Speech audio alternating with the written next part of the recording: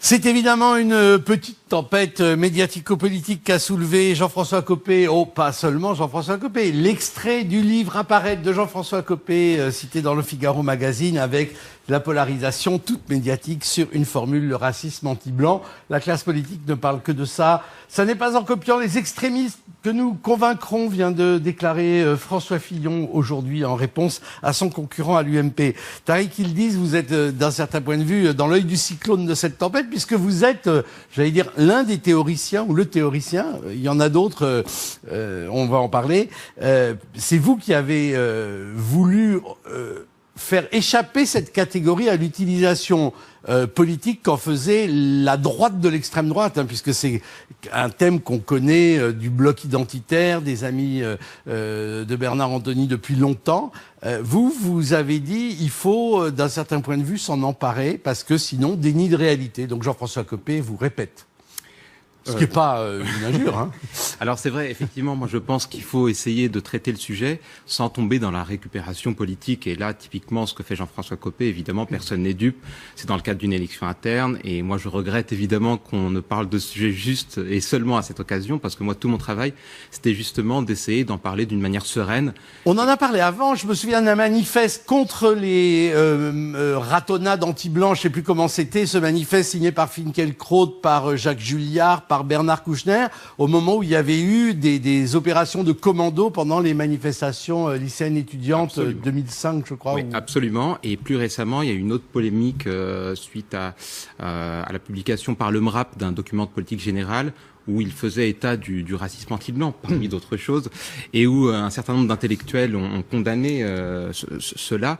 Et donc, effectivement, il y a une sorte de tabou sur cette question, parce que qui peut évidemment se comprendre, parce que l'extrême droite l'a utilisé depuis très longtemps, et évidemment ça rend frileux tout le monde. Alors vous l'utilisez pour signifier quoi? Que dans un certain nombre de secteurs où les populations immigrées sont première, deuxième, troisième génération majoritaires en nombre, les blancs peuvent à un moment donné se faire interpeller exactement comme les noirs ou les arabes peuvent se faire interpeller symétriquement, j'allais dire. Pour moi, c'est un racisme parmi les racismes, c'est-à-dire que on va interpeller ce genre de personnes. Alors, on dit entre guillemets les Français de souche, en tout cas, c'est comme ça qu'ils sont perçus, avec des insultes faisant directement référence à l'origine réelle ou supposée ethnique. Et donc, c'est dans ce sens-là, c'est dans cette définition-là que moi je parle de racisme, pas du tout pour entrer dans une compétition victimaire, mais tout simplement pour faire état de cette situation. À mon avis, c'est pas marginal. C'est minoritaire dans ces quartiers, évidemment, mais il y a quand même des cas qui sont assez importants à cette échelle. Oui, mais votre cadre théorique, je vous ai lu, vous êtes un peu dans la veine du sanglot de l'homme blanc de Pascal Bruckner, etc. C'est-à-dire, à un moment donné, vous dites la supériorité longtemps affichée du blanc colonialiste, etc. C'est renversé dans une sorte de culpabilité et on n'accepte pas que les victimes sociales, par exemple, puissent être aussi des bourreaux. Oui. Alors, je vais pas jusque-là pour la première partie de ce que vous venez de dire, mais effectivement, je pense qu'il faut sortir du schéma dominant-dominé. On cite souvent Albert Memmi, qui, en faisant référence quand même à un contexte assez colonial, disait qu'on ne pouvait pas parler de racisme pour les réactions des dominés. Et pour ma part, je ne pense pas qu'on puisse dire qu'un Français de souche qui vit à Saint-Denis dans le même quartier que ses bourreaux, entre guillemets, fasse partie de la classe des dominants. Voilà. Et en fait, c'est cette vision-là de la société que moi je récuse. Alors, avant d'entendre la LICRA là-dessus, c'est ce que je disais à un interlocuteur politique hier, qui est du racisme comme ça dans les cours de récréation, dans les collèges, dans le quotidien. Mais pour parler d'un racisme anti-blanc, il faudrait aussi établir que le fait d'être blanc est un objet de discrimination sociale. Est-ce qu'on refuse un appartement à quelqu'un parce qu'il est blanc? Est-ce qu'on refuse un travail à quelqu'un? C'est peut-être ça qui dérange dans l'expression que vous avez choisie. C'est vrai, mais c'est pas la même chose. Je veux dire, pourquoi est-ce qu'il faudrait tout de suite rentrer dans cette compétition-là? Effectivement, aujourd'hui, en France, on va pas refuser à quelqu'un un appartement parce qu'il est blanc, on va pas le discriminer à l'embauche, évidemment. Il s'agit vraiment pas de ça. Mais il y a des trajectoires individuelles qui vraiment peuvent être impactées par ce genre d'insultes racistes. Et ça n'en est pas moins du racisme, à mon avis, même s'il est de nature un peu différente, évidemment, pour les raisons que vous venez d'évoquer. Alain Jakubowicz.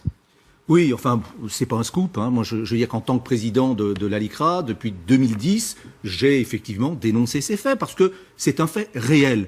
Alors, Jean-François Copé a raison de dire ce qui est. Il n'a sans doute pas de raison de le dire comme il le dit et au moment où il le dit. Mais le fait qu'un certain nombre de nos concitoyens sont injuriés, parfois frappés, on est nous-mêmes la LICRA, je le dis, j'en suis d'ailleurs fier.